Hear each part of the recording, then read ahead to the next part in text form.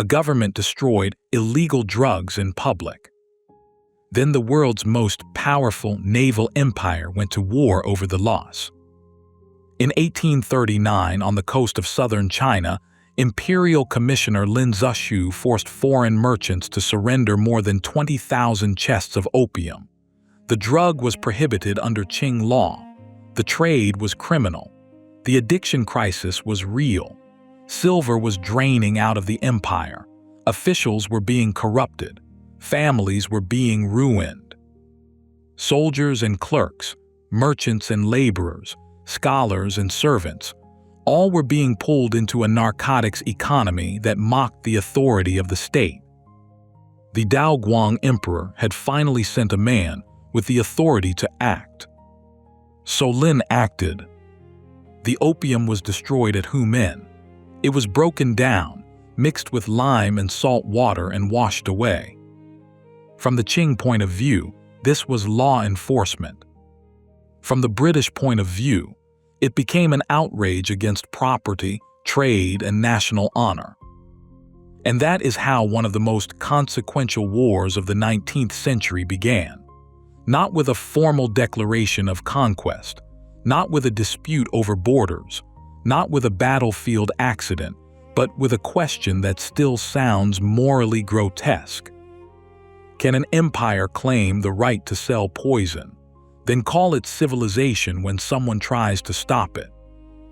Welcome to the History Docket, where history's greatest disasters are reopened. Before we open the file, give this episode a like, subscribe to the channel, and leave your verdict in the comments as the case unfolds. Because the First Opium War is often described with polite words: trade, diplomacy, ports, treaties, modernization. But beneath those words is something much darker. This is a story about addiction turned into policy, commerce turned into coercion, imperial arrogance on both sides, and a dynasty that misread not only Britain, but the century it was living in. This is the case of the Opium War. The war that exposed the Qing Empire's military vulnerability. The war that forced open Chinese ports. The war that ceded Hong Kong Island to Britain. The war that began what Chinese memory would later call the century of humiliation. And the war where almost every official phrase tried to hide the ugliest truth. The drug was illegal. The profits were enormous. And when China tried to stop the trade, Britain sent warships. Chapter 1. The empire that thought it could contain the world. In the 18th century, the Qing Empire was not weak. That must be understood from the beginning. China was not a helpless country waiting to be opened by Europe. Under the Qing dynasty, especially during the reigns of Kangxi, Yangyong, and Qianlong, the empire had expanded dramatically. It ruled over a vast multi-ethnic realm including China proper, Manchuria, Mongolia, Tibet, Xinjiang, and other frontier zones tied to Qing authority in complex ways. Its population was enormous. Its agriculture was productive. Its bureaucracy was sophisticated. Its culture was confident. Its court saw itself not as one state among equal states, but as the central power of a civilized world. That worldview mattered. The Qing state dealt with foreign peoples through systems of hierarchy, tribute, regulated trade, border management, and ritual diplomacy. It did not generally imagine international relations as a community of equal sovereign states in the European sense. It had its own concepts of order, legitimacy, civilization, and authority. European merchants, meanwhile, wanted access. China had goods Europeans craved: tea, silk, porcelain, lacquerware, and other luxury products. Tea especially became a British obsession. By the 18th century, tea was no longer a rare aristocratic novelty in Britain. It was becoming part of everyday consumption. Demand soared. But China did not need British-manufactured goods. In the same way, Britain needed Chinese tea. This created a trade imbalance. British merchants paid for Chinese goods largely with silver. Silver flowed east. British officials and merchants disliked this. They wanted a product that could be sold into China at scale, something Chinese consumers would buy despite official restrictions. The answer became opium. But before opium became the central poison in the story, there was the Canton System. From the mid-18th century, Qing authorities restricted most Western maritime trade to the southern port of Canton, today Guangzhou. Foreign merchants could trade only through licensed Chinese merchants known as the Kohang. They had to follow strict rules. They could not freely enter the empire, communicate directly with high officials in the way they wished, or establish normal diplomatic relations as Europeans understood them. Their movements were controlled. Their seasonal presence was regulated. From the Qing point of view, this system worked. It contained foreigners. It protected imperial dignity. It channeled trade through manageable institutions. It limited contact between potentially disruptive outsiders and the broader society. From the British point of view, it was insulting and restrictive. British merchants wanted direct access, lower barriers, legal security, broader markets, and diplomatic recognition. They saw the Canton System as an obstacle to free commerce and national status. They also saw the Qing court's refusal to treat Britain as an equal power as intolerable. In 1793, Lord Macartney led a British embassy to the Qianlong Emperor, seeking expanded trade and diplomatic relations. The mission failed. The famous issue of whether Macartney should perform the kowtow before the emperor became symbolic, though the deeper failure was structural. Britain wanted equal state-to-state diplomacy and wider commercial access. The Qing court saw no reason to transform its world order for a distant island kingdom. Qianlong's response to King George III has often been remembered through the imperial claim that China possessed all things and had no need of British goods.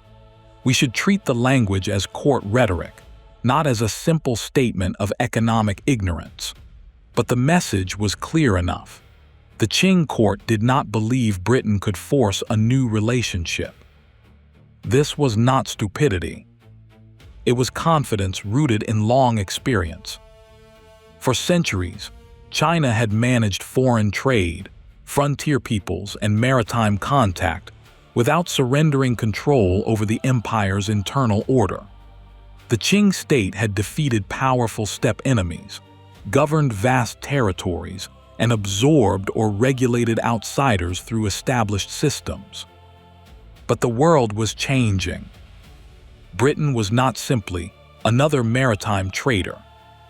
It was an industrializing imperial power with a global navy, expanding finance, a growing appetite for markets, and a political culture increasingly unwilling to accept commercial humiliation. The Qing court thought it was managing a troublesome trade problem at the edge of the empire. It was actually encountering a new kind of empire. Chapter 2: The Drug That Balanced the Books. Opium was not new to China. It had medicinal uses and had been known for centuries. But the scale, pattern, and social effect of opium smoking changed dramatically in the 18th and early 19th centuries. What had been limited became widespread. What had been controlled became a massive illicit trade. What had been a medical substance became a consumer addiction crisis. The British East India Company played a central role in the supply system. The company controlled major opium production in India, especially in Bengal and Bihar, and sold opium at auction in Calcutta. It did not officially import opium into China in a simple open way, because the trade was illegal under Qing law. Instead, private merchants bought the drug and smuggled it into China through networks involving foreign traders, Chinese smugglers, corrupt officials, coastal intermediaries, and offshore receiving ships. This arrangement allowed a useful hypocrisy. The company and the British state could distance themselves from direct smuggling, while profiting from the system that made smuggling profitable. Opium helped solve Britain's silver problem. Chinese demand for the drug grew. Silver began to flow out of China instead of into it. The triangular structure was brutally efficient. Opium from British-controlled India went to China. Silver from China paid for opium. That silver helped pay for tea and other Chinese goods desired in Britain. Addiction had become an instrument of imperial finance. The Qing state banned opium repeatedly. But bans are only as effective as enforcement, and enforcement was corrupted by profit. Officials took bribes. Smugglers adapted. Coastal networks expanded. Demand continued. The empire's own servants became part of the problem. Anti-opium edicts collided with local incentives. Inside China, the debate grew urgent. Some officials argued for legalization and taxation, reasoning that since prohibition had failed, the state should control and profit from the trade while reducing the silver drain. Others insisted that legalization would morally and socially destroy the empire. The Daoguang emperor eventually chose suppression. This choice was not irrational. Opium addiction affected officials, soldiers, scholars, merchants, laborers, and ordinary families. It damaged productivity, discipline, finances, and public morality. The silver drain caused economic pain. The trade visibly mocked Qing law. To tolerate it openly would be to admit that foreign merchants and domestic corruption could defeat imperial authority. The emperor needed someone uncompromising. He chose Lin Zexu. Lin was not a fool. He was a serious official, morally intense, administratively capable, and determined to enforce the law. He understood the opium crisis as both a social disaster and a sovereignty crisis. The issue was not only that people were smoking a drug, it was that the empire's laws were being violated by foreign merchants protected by distance, ambiguity, and British power. Lin went to Canton in 1839 with extraordinary authority. He cracked down on Chinese dealers and addicts. He pressured foreign merchants. He demanded the surrender of opium. He wrote famously to Queen Victoria, asking why Britain allowed its merchants to sell in China what was forbidden or condemned at home. Whether the letter ever reached the Queen is uncertain, but the moral argument is unmistakable. If opium is harmful, why export harm to others? If your laws protect your own people, why should our people be poisoned for your profit? It was a devastating question. Britain would answer with ships. Chapter 3: Canton under pressure. When Lin Zexu arrived in Canton, he understood that half measures had failed. He surrounded the foreign factories and pressured the merchants until they surrendered their opium stocks. British Superintendent of Trade Charles Elliot intervened, demanding that British merchants hand over their opium to him, while promising compensation from the British government. This was a crucial step. Elliot transformed the surrendered opium from private contraband into a matter of British national property and honor. From Lin's perspective, the surrender was a victory of law.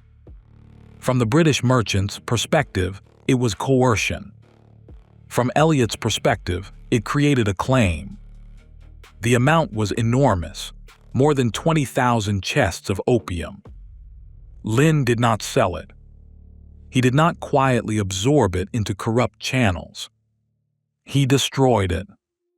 At Humen, near Canton, workers spent weeks breaking open the chests, mixing the opium with lime and salt water, and flushing it away. It was a public demonstration that Qing law could still act. It was also, from the British commercial point of view, the destruction of property worth a fortune. This is the moment where two legal worlds collided. The Qing state saw illegal narcotics. The British saw confiscated property. The Qing state saw law enforcement. The British saw insult and coercion. The Qing state saw foreigners who had been warned repeatedly. The British saw a government denying the rights of British subjects. The moral truth is clear enough. The trade was illegal and destructive. But international politics rarely moves only by moral truth. It moves by power, interest, law, narrative, and the ability to make one's injury matter more than another's suffering. British merchants and politicians framed the crisis not simply as a defense of opium, though opium was central. They spoke of free trade, national honor, protection of subjects, diplomatic equality, and the need to end the humiliations of the Canton System. This rhetorical shift mattered. A war openly described as, "We demand the right to sell addictive drugs into your country," would have been harder to defend morally. A war described as, "We demand fair treatment, legal security, diplomatic equality, and compensation for seized property," could be sold to Parliament and public opinion more effectively. Yet the opium remained at the center. Without opium, there was no crisis of this scale. Without the destruction at Humen, there was no immediate claim for compensation. Without the trade imbalance and the narcotics economy, there was no same pressure for Britain to force China open.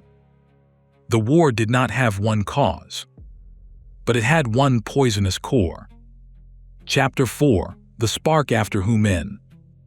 The destruction of the opium did not immediately produce a neat declaration of war. The crisis escalated through a series of confrontations, misunderstandings, and hardening positions. One important incident came in July 1839, when a Chinese villager, Lin Zexu, was killed near Kowloon after an altercation involving British sailors. Qing authorities demanded that the accused be handed over for Chinese justice. Charles Elliot refused to surrender British subjects to Qing legal procedure, insisting on British jurisdiction and conducting a British inquiry instead. This dispute deepened the larger crisis. For the Qing authorities, it proved that foreigners expected to violate Chinese law and escape Chinese punishment. For the British, it proved that British subjects needed legal protection from a system they considered arbitrary and dangerous. The issue of opium was now joined by the issue of jurisdiction.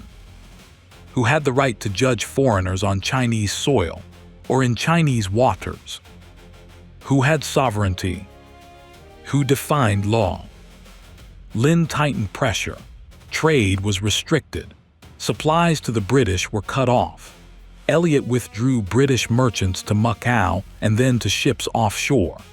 In September 1839, armed clashes near Kowloon marked the beginning of military conflict, though the main British expedition would arrive later. The crisis had moved beyond contraband. It was now about whether the Qing state could force foreign merchants, sailors, and officials into obedience, and whether Britain would accept Chinese authority over British bodies, property, and trade. The answer from London would be no. Chapter 5: The Empire Misreads the Weapon. The Qing court did not understand Britain's military capacity clearly enough. This is easy to mock from hindsight, but we should be careful. China had long experience dealing with maritime traders, pirates, steppe powers, regional rebellions, and frontier war. The Qing military system was not designed to fight an industrializing naval empire that could project force along the coast, attack river systems, seize islands, bombard forts, and move troops by steam-assisted maritime power. Britain did not need to conquer all of China. That would have been impossible and unnecessary. It needed to apply pressure at key points: ports, rivers, customs revenue, coastal defenses, symbolic locations. The Qing Empire was vast, but Britain's naval power allowed it to choose where to strike. The Qing state, by contrast, struggled to concentrate effective force against mobile seaborne attacks. Its armies were not useless, but they were often badly matched against British ships, artillery, and tactical mobility. This is one of the deepest lessons of the Opium War. The Qing Empire thought in terms of controlling people and territory. Britain fought by controlling access. Access to ports, access to trade, access to rivers, access to negotiations, access to pressure points. A huge land empire could be humiliated by a much smaller expeditionary force, because the smaller force had command of the sea. This was not simply a clash of civilizations. It was a clash of military systems. The Qing had forts, junks, soldiers, banners, local militias, and commanders accustomed to older patterns of war. The British had ships of the line, frigates, steam vessels, naval artillery, disciplined marines and troops, global logistics, and experience fighting overseas. The technological gap mattered. But technology alone does not explain everything. Doctrine mattered. Training mattered. Command mattered. Intelligence mattered. The Qing court received inaccurate or overly optimistic reports from commanders who feared admitting failure. Local officials sometimes concealed losses, exaggerated victories, or misunderstood British intentions. The emperor in Beijing often saw the war through layers of bureaucratic distortion. He wanted confidence. Officials supplied it. He demanded success. Commanders reported versions of it. This is how empires misread defeat. Not because no one ever sees the truth, but because truth travels upward through fear. Chapter 6. Britain decides to fight. In Britain, the decision for war was controversial. This matters. The Opium War was not universally admired by all Britons at the time. Some criticized it as immoral, shameful, and essentially a war to protect the drug trade. William Gladstone, then a young politician, denounced the war in Parliament with unusual moral force. Others defended action as necessary to protect British subjects, property, and commercial rights. The British government under Lord Palmerston chose force. Palmerston was not naive about power. He believed Britain's global interests required firmness. He saw Chinese treatment of British merchants and officials as unacceptable. He wanted compensation, better trade access, diplomatic equality, and a new relationship imposed by British strength. This is another crucial point. The war was not only about individual merchants demanding money. It was about the British state deciding that a non-European empire could be forced into a different diplomatic and commercial order. The language was free trade. The method was coercion. British warships moved toward China in 1840. The war that followed was not continuous in one location. It moved along the coast and rivers, with pauses, negotiations, renewed fighting, and changing targets. British forces captured strategic points, threatened major cities, and demonstrated repeatedly that Qing defenses could not reliably stop them. The island of Chusan or Zhoushan was seized. Forts near the Pearl River were attacked. The Bogue forts guarding the approaches to Canton were bombarded. Canton was threatened. British forces moved north. They eventually fought along the Yangtze, reaching positions that threatened the Grand Canal and the movement of grain and revenue. This is key. Britain did not need to occupy Beijing. It needed to threaten the arteries of the empire. The Grand Canal was vital to Qing logistics and grain transport. If British forces could disrupt key communications and revenue flows, the court had to take them seriously. The war became not just a coastal irritation, but a strategic threat to imperial functioning. The Qing court had imagined foreign trade as something that could be contained at Canton. British power showed that the coastline itself had become a front. Chapter 7: Lin Zexu's Fall. Lin Zexu had acted with determination. But determination did not win the war. As British pressure mounted, the Qing court needed someone to blame. Lin, who had enforced the crackdown that triggered the crisis, became politically vulnerable. He was dismissed and later exiled to Xinjiang. This was not because he had been morally wrong about opium. It was because his policy had produced a foreign war the Qing state was not prepared to win. This is the tragedy of Lin. He saw the poison clearly. He understood the moral stakes. He confronted the trade directly. But he misjudged, or could not control, the international consequences of enforcement against British merchants backed by imperial power. Should he have acted differently? This is difficult.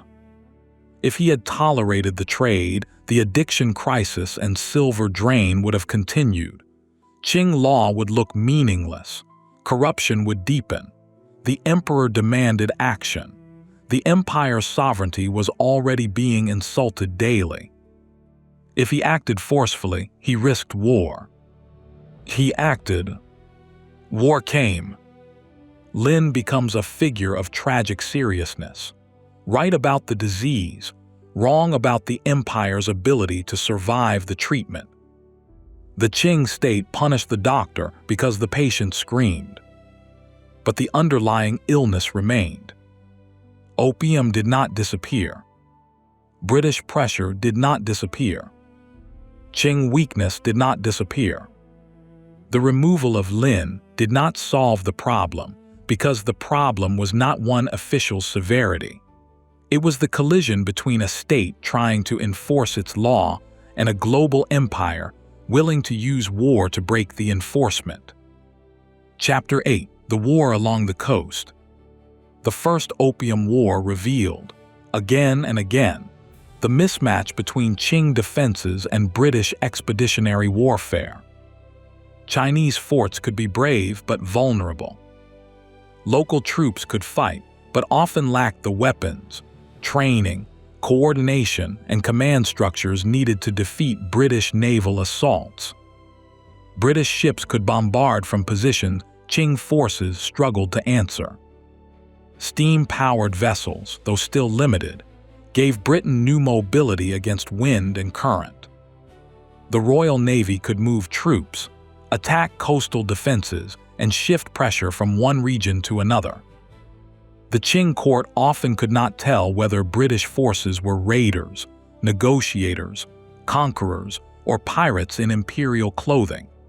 British goals shifted and expanded as military success made new demands possible.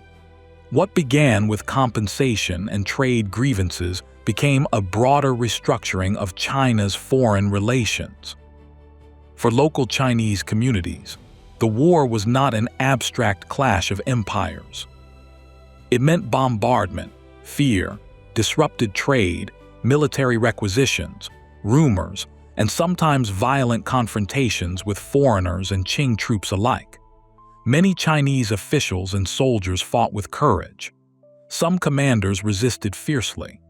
Guan Tianpei at the Bogue forts and Chen Hwa Chung at Wusong became remembered as men who resisted in a war their state was losing.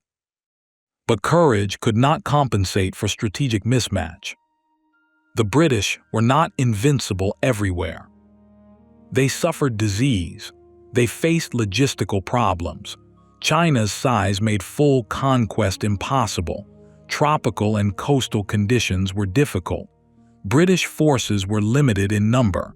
They had to choose targets carefully. The war was not effortless. But the asymmetry was decisive. Britain had the initiative. The Qing state reacted. And in war, the side that controls the rhythm often controls the negotiation. Chapter 9. The Court in Beijing. The Daoguang Emperor faced a crisis that his court struggled to interpret. Reports came from the south and coast. Some claimed success. Some hid failure. Some blamed local weakness. Some blamed foreign treachery. Some argued for suppression. Others argued for negotiation. The emperor had to make decisions across enormous distances with imperfect information filtered through officials terrified of imperial anger. This is not only a Chinese problem. All autocracies face it. When truth is dangerous, officials send useful lies. When the ruler demands confidence, the bureaucracy manufactures confidence. When admitting military weakness can destroy a career, weakness is described as temporary difficulty. The Qing court's worldview made the problem worse. It saw Britain as troublesome and violent, but not initially as a state that required a full rethinking of the empire's external order. The language of barbarians, tribute, imperial dignity, and moral hierarchy made it difficult to understand Britain's insistence on equality and direct diplomacy. But Britain had its own arrogance. British officials often mistook military superiority for moral superiority. They framed coercion as progress. They believed commercial access was a universal good, even when the commodity at the heart of the dispute was opium. They treated Qing restrictions as irrational despotism, while ignoring the deep social damage their merchants helped create. So this was not a story of one side modern and the other backward in every way. It was a collision of two arrogant systems. The Qing court believed its civilizational order could contain the foreign problem. Britain believed its commerce, and power gave it the right to remake the rules. Only one side had the ships to enforce its arrogance. Chapter 10. The Road to Nanjing. By 1842, British forces had moved up the Yangtze River. This was the decisive strategic pressure. The Yangtze was not merely another river. It was one of China's great arteries. Threatening it meant threatening the empire's internal communications and the Grand Canal system that connected grain and resources to northern China. When British forces captured Zhenjiang, near the junction with the Grand Canal, the Qing court faced a nightmare. The war had reached the empire's vital systems. Continuing resistance risked deeper disruption. The British could not conquer China, but they could make the cost of refusal unbearable. That is often how imperial coercion works. It does not require total occupation. It requires the ability to hurt the enemy, where the pain changes policy. British forces reached the vicinity of Nanjing, and the Qing agreed to negotiate. The result was the Treaty of Nanjing, signed in August 1842. It was the first of what China would later call the unequal treaties. The terms were severe. China ceded Hong Kong Island to Britain. It opened 5 treaty ports to British trade: Canton, Amoy, Fuzhou, Ningbo, and Shanghai. It paid a large indemnity of 21 million silver dollars, covering the destroyed opium, debts to British merchants, and war costs. It abolished the old Kohang monopoly. It created a new framework for foreign commercial presence. Further arrangements soon fixed tariffs and added extraterritorial rights and most favored nation privileges, especially through the Treaty of the Bogue in 1843. The old Canton System was broken. Britain had forced the Qing Empire into a new diplomatic and commercial order. The war ended. The disaster continued. Chapter 11: Hong Kong and the New Map of Power. The cession of Hong Kong Island was one of the most visible consequences of the war. At the time, Hong Kong was not yet the global city it would become. To British strategists and merchants, it offered a secure base, harbor, and foothold on the China coast. It allowed Britain to operate outside Qing control while remaining close to the trade routes of southern China. Symbolically, Hong Kong was enormous. A piece of Chinese territory had been ceded to a foreign power after military defeat.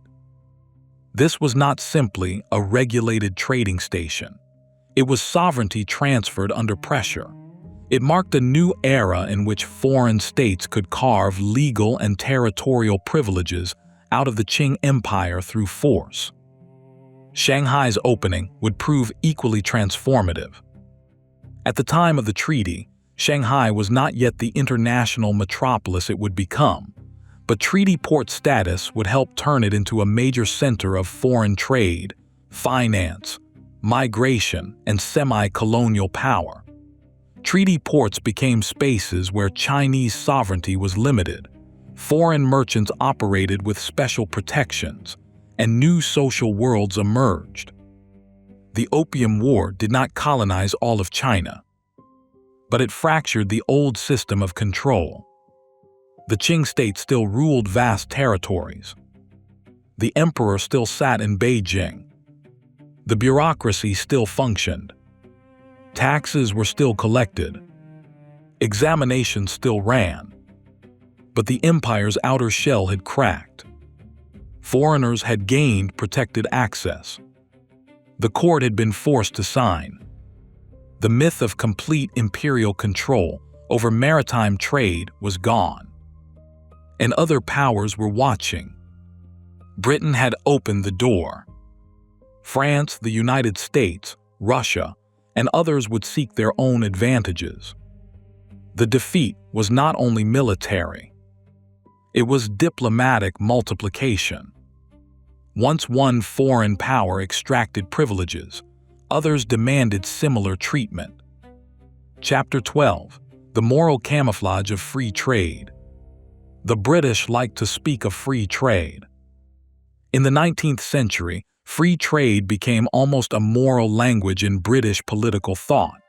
It was associated with progress, efficiency, civilization, anti-monopoly principles, and the dismantling of old restrictions. To many British thinkers and merchants, closed markets looked backward and unjust. Commerce, they believed, should flow naturally. But the Opium War reveals the violence hidden in that language. Free trade, when backed by gunboats, was not simply freedom. It was coercion. Britain did not ask China whether it wanted its society open to foreign merchants under new rules. It forced the issue. And although the Treaty of Nanjing did not legalize opium, the war had been triggered by opium enforcement, and the trade continued in practice. The British state could claim to defend property, honor, and access, while avoiding the ugliest moral admission. It had gone to war after China destroyed illegal narcotics. The language of free trade made the war respectable to those who did not want to look closely. This is one of history's recurring tricks. Empires rarely describe their actions in the ugliest accurate terms. They say order. They say civilization. They say commerce. They say protection. They say treaty. They say legal rights. But beneath those words, someone's sovereignty is being reduced. Someone's law is being overridden. Someone's society is being forced to absorb costs it did not choose. The Opium War is so morally stark because the camouflage is thin. The trade was opium. The damage was visible. The enforcement was legitimate under Qing law. The British response was war. There are complexities in diplomacy, law, and politics, but the moral center remains hard to escape. Chapter 13: The Qing Failure. The Qing Empire was a victim of British aggression. It was also responsible for its own failures. Both statements can be true. The empire failed to control corruption. It failed to suppress opium effectively for decades before Lin's crackdown. It failed to understand the scale and nature of British military power. It failed to modernize coastal defense in time. It failed to maintain accurate information flows to the emperor. It failed to adapt its diplomatic worldview to a world of aggressive sovereign states. It failed to protect its people from a foreign trade that harmed society. It failed to win the war.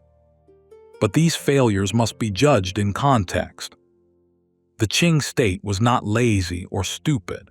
It was governing one of the largest and most complex empires in the world. Its administrative traditions were deep. Its officials often worked within severe constraints.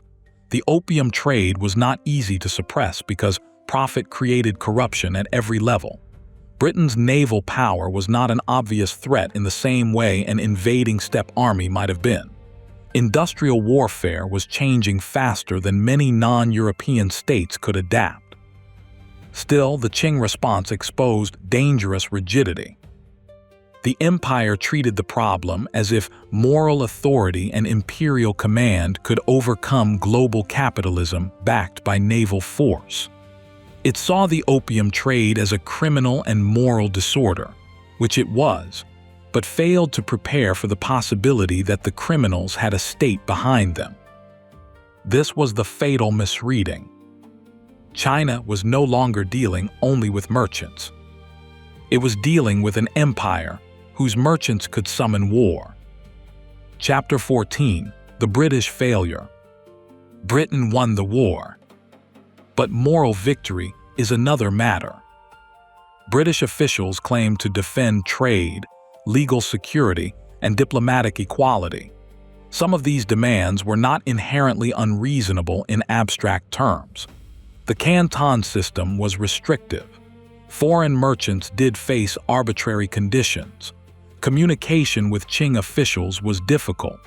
The old framework was increasingly incompatible with 19th-century global diplomacy. But Britain's case was poisoned by opium. A demand for diplomatic equality might be debated. A demand for fair legal procedures might be debated. A demand for expanded trade might be debated. But when the conflict is triggered by the destruction of illegal drugs being smuggled into another country, every higher principle begins to rot from the inside. Britain failed morally because it allowed commercial interests to overpower human consequence. It failed politically because it taught China that Western diplomacy could arrive as moral language and artillery. It failed historically because it helped create a relationship between China and the West defined by humiliation, distrust, resentment, and coercion. The British victory was real, but it was not clean. Chapter 15: The Chinese people pay. States sign treaties. People live inside them. After the Opium War, the opium trade continued and expanded. Addiction remained devastating. Silver flows, social disruption, and corruption continued. Foreign merchants gained new positions. Treaty ports grew into spaces of opportunity, exploitation, cultural exchange, tension, and inequality. Some Chinese merchants profited. Some communities adapted. Some reformers began to understand the need for new learning, new weapons, new diplomacy, and new institutions. But ordinary people paid the cost. Addicts paid in bodies and families. Farmers paid through taxes and instability. Local communities, paid through disorder and foreign intrusion. Officials paid through impossible pressures from court and foreigners. Merchants paid and profited depending on position. Soldiers paid with lives in battles they were not equipped to win. The Qing state paid in legitimacy. A dynasty's authority depends partly on protection. The emperor is supposed to guard the realm, maintain order, and uphold civilization. Defeat by foreign warships, unequal treaties, indemnities, and uncontrolled opium damaged that image. The Qing did not fall immediately. The dynasty would survive until 1912, but the Opium War opened a wound that widened across the 19th century. The Taiping Rebellion.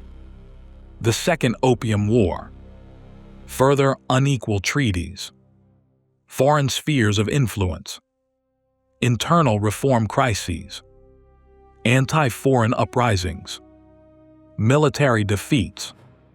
Each had its own causes.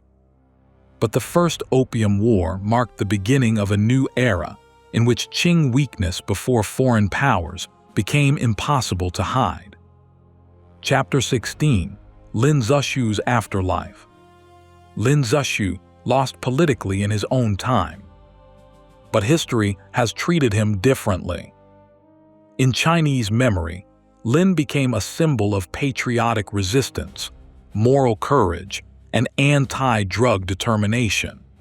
His destruction of opium at Humen is remembered not as the cause of disaster, but as an act of righteous defense against foreign poisoning. He stands as the official who saw the danger and acted. This memory is powerful because Lin's moral position was strong. He opposed a trade that was damaging his society. He tried to enforce the law. He challenged the hypocrisy of foreign merchants and government.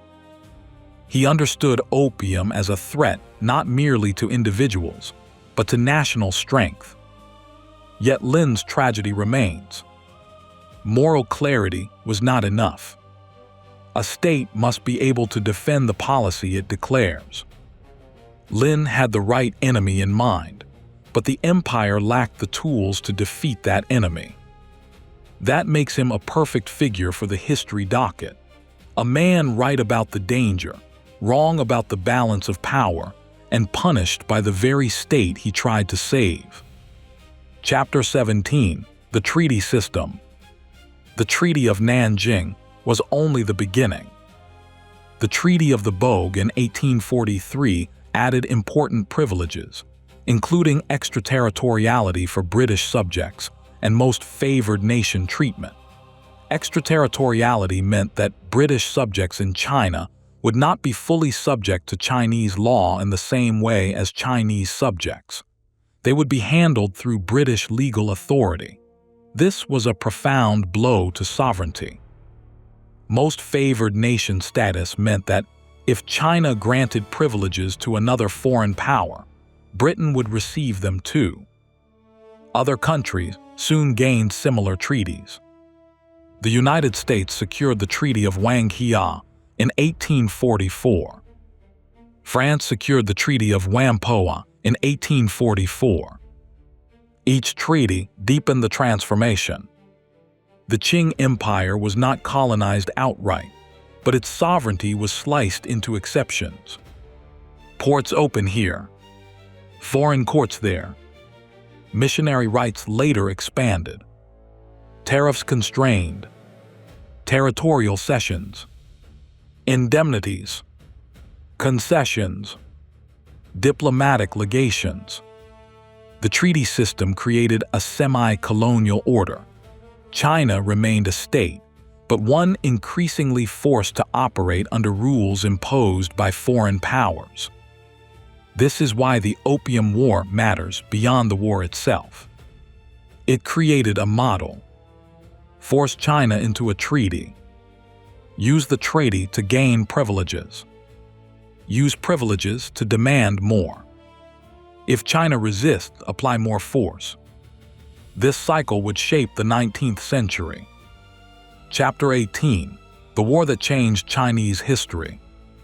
The First Opium War did not immediately produce modern Chinese nationalism in the form it would later take, but it contributed to the conditions that made it possible. Before the 19th century crisis, many Qing officials did not think of foreign relations in terms of a modern nation-state surrounded by equal competing powers. The Qing Empire was a dynastic, imperial, multi-ethnic order with its own worldview. Over time, repeated foreign defeats forced Chinese thinkers, officials, and reformers to reconsider the world. What is the West? Why are its weapons stronger? How can China learn without becoming foreign? Can Confucian governance coexist with modern military industry? Is the dynasty failing, or only certain policies? Should China reform technology, institutions, education, diplomacy, or everything? These questions would haunt the late Qing. The self-strengthening movement later attempted to adopt Western technology and military methods while preserving Chinese essence. Reformers and revolutionaries would push further. The memory of humiliation became fuel for later political movements. The Opium War became, in retrospect, an opening wound. Not because everything changed in one day, but because after 1842, the old confidence could never be fully restored. Chapter 19, Was China Closed? A common simplification says China was closed to the world. This is misleading. China was not isolated from global trade. It had long participated in regional and global exchange. Silver from the Americas had flowed into China through global networks for centuries. Chinese goods moved widely. Foreign merchants traded under regulation. The empire was not sealed off from all contact. The more accurate statement is that the Qing state wanted to control the terms of foreign contact. It wanted trade without diplomatic equality. It wanted commerce without foreign penetration. It wanted foreign merchants contained within a system that preserved imperial hierarchy. This was not irrational from the perspective of sovereignty. Many states regulate foreign trade. The problem was that Qing regulation collided with a British imperial economy that refused to remain contained, especially once British merchants saw the scale of profit and British officials saw an opportunity to reshape relations. The conflict was therefore not openness versus isolation. It was controlled sovereignty versus coercive access. That distinction matters. China did not suffer because it had no contact with the world. It suffered because the kind of contact demanded by Britain came with warships attached. Chapter 20, Was Britain Defending Law?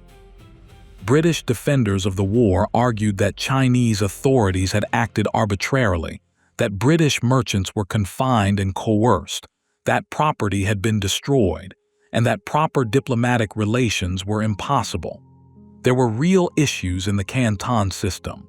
Foreign merchants had limited legal protections. Communication through intermediaries could be frustrating. Qing justice could be harsh. The relationship was unstable. But the central problem remains. The property destroyed was contraband under Chinese law. The merchants had knowingly participated in an illegal trade. The social harm was severe. And Britain's response was not limited legal arbitration, but military coercion against a state trying to suppress a destructive drug trade. So was Britain defending law? It was defending a version of law that served British interests while denying China's right to enforce its own. That is not law as justice. It is law as imperial power. Chapter 21, The Disaster No One Owned. One reason the Opium War is so disturbing is that responsibility was spread across institutions. The East India Company did not officially smuggle opium into China in a simple direct line, but its opium system supplied the trade. Private merchants carried and sold the drug. Chinese smugglers distributed it. Corrupt officials protected it. Addicts consumed it. Qing authorities banned it, but often failed to enforce the ban. British politicians avoided saying too plainly what they were defending. Parliament debated honor and property. The Navy delivered coercion. The Qing court punished Lin when war went badly. Everyone could point elsewhere. The company could say, "We auctioned opium legally in India."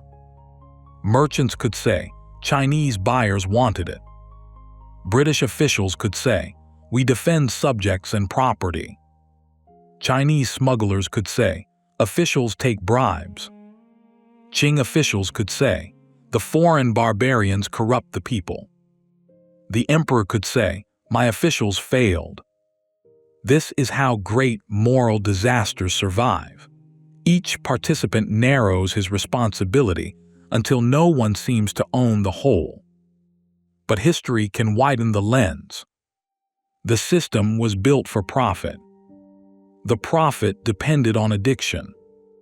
The addiction was protected by corruption. The corruption was defended by force. That is the chain. Chapter 22. The point of no return. The point of no return was not the first pipe smoked. It was not the first chest smuggled. It was not even the first ban ignored. The point of no return came when the opium trade became too profitable, too institutionally embedded, and too internationally protected to be treated as an ordinary crime. By the 1830s, suppression required confronting not only Chinese users and smugglers, but the commercial interests of a global empire. Lin Zexu tried to treat opium as a domestic law enforcement problem.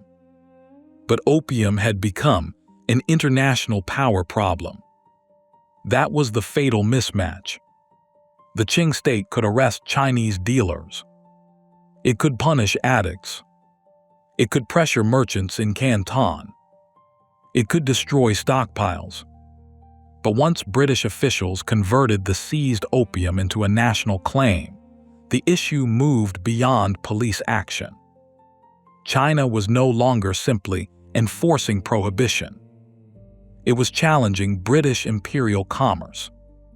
And Britain chose to make that challenge a war. Chapter 23. The verdict. The First Opium War was caused by British aggression, Qing miscalculation, commercial greed, bureaucratic corruption, and a global economic system willing to turn addiction into balance of payments. But responsibility is not equal. Britain bears the central moral burden. British merchants and the imperial system they served profited from illegal opium while demanding protection when the trade was challenged. The British state used military power to force open a country whose laws its merchants had violated. The rhetoric of free trade cannot clean the stain. The Qing state bears responsibility for failing to suppress the trade earlier, failing to control corruption, failing to understand the military transformation of the age, and failing to protect its people effectively. But its central policy, stopping opium, was morally and legally defensible. Lin Zexu bears responsibility for triggering a confrontation without having the means to win it, but he was right about the danger and courageous in confronting it. Chinese smugglers and corrupt officials bear responsibility for enabling the trade from within. The East India Company's opium system bears responsibility for producing the supply and profiting through indirection. The deeper culprit was imperial commerce without moral restraint. The British Empire wanted tea, silver, profit, and access. The Qing Empire wanted control, hierarchy, and obedience. Between them stood millions of people vulnerable to addiction and a coastal world transformed by force. The war ended with a treaty, but the verdict is harsher than any treaty language. A great power used war to defend the consequences of a narcotics economy, and another great power discovered that moral authority without military adaptation could not protect sovereignty. Chapter 24: The Door That Would Not Close. After the First Opium War, China tried to continue as before in many ways.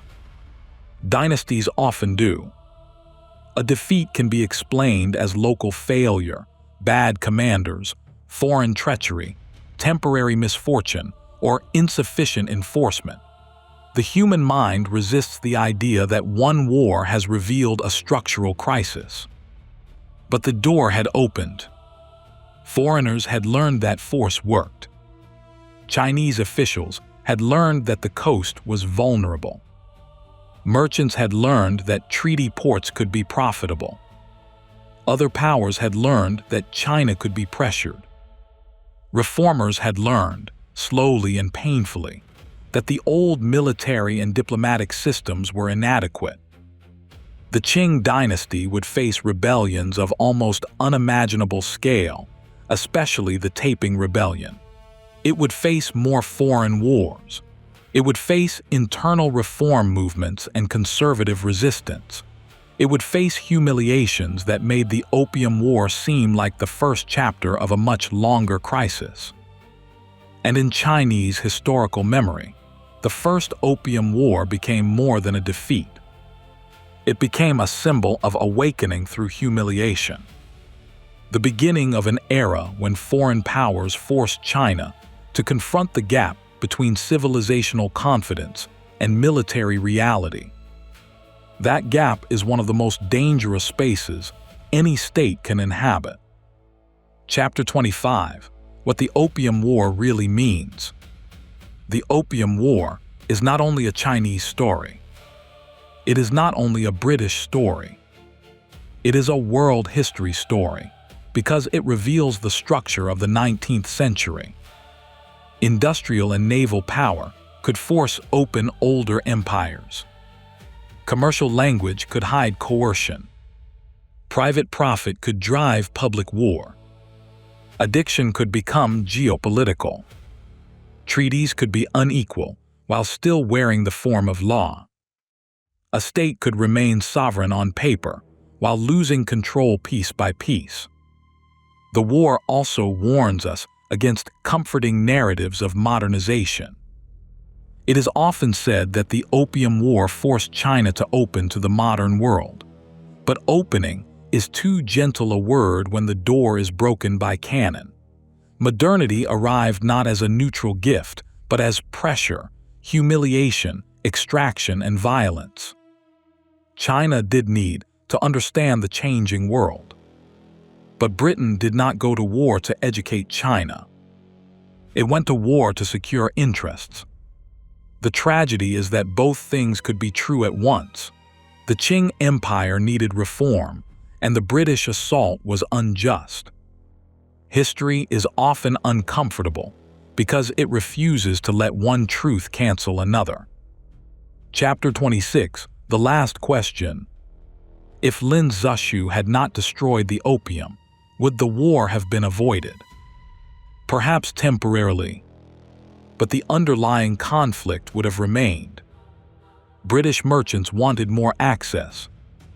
The opium trade was expanding. The Qing state wanted control. The Canton System was under pressure. British imperial confidence was rising. Chinese sovereignty was increasingly challenged by foreign commerce. If not Humin, another crisis might have come. That does not make the war inevitable. It means the relationship had become structurally unstable. The tragedy of Humin is that Lin's strongest moral act became the immediate trigger for military defeat. A state trying to defend itself exposed its inability to do so. That is why the Opium War remains so bitter. The right action, taken too late and without the strength to sustain it, became the opening move in humiliation. The First Opium War was not simply a clash between East and West, tradition and modernity, or isolation and free trade. It was a collision between a dynasty that believed it could still command the terms of contact and an empire that had learned to make commerce sail under the protection of cannon. The Qing court was arrogant, slow to adapt, and often blind to the military age arriving on its coast. But Britain's victory was built on a darker foundation, the defense of a trade that damaged millions, wrapped afterward in the respectable language of property, honor, and open markets. The opium was illegal. The harm was real. The profits were too large to surrender peacefully. And that is why this case still matters. Great disasters often begin when moral clarity meets strategic weakness. Lin Zexu was right to see opium as a poison. He was right to enforce the law. But the Qing Empire had waited until the poison was tied into global power, and Britain was willing to turn a drug crisis into a war of access. So what is your verdict? Was the Opium War caused by British greed, Qing arrogance, commercial addiction, failed diplomacy, or the brutal arrival of a new world order at China's coast? Leave your answer in the comments, and subscribe to the History Docket as we continue reopening the disasters where the language of civilization hides the machinery of power.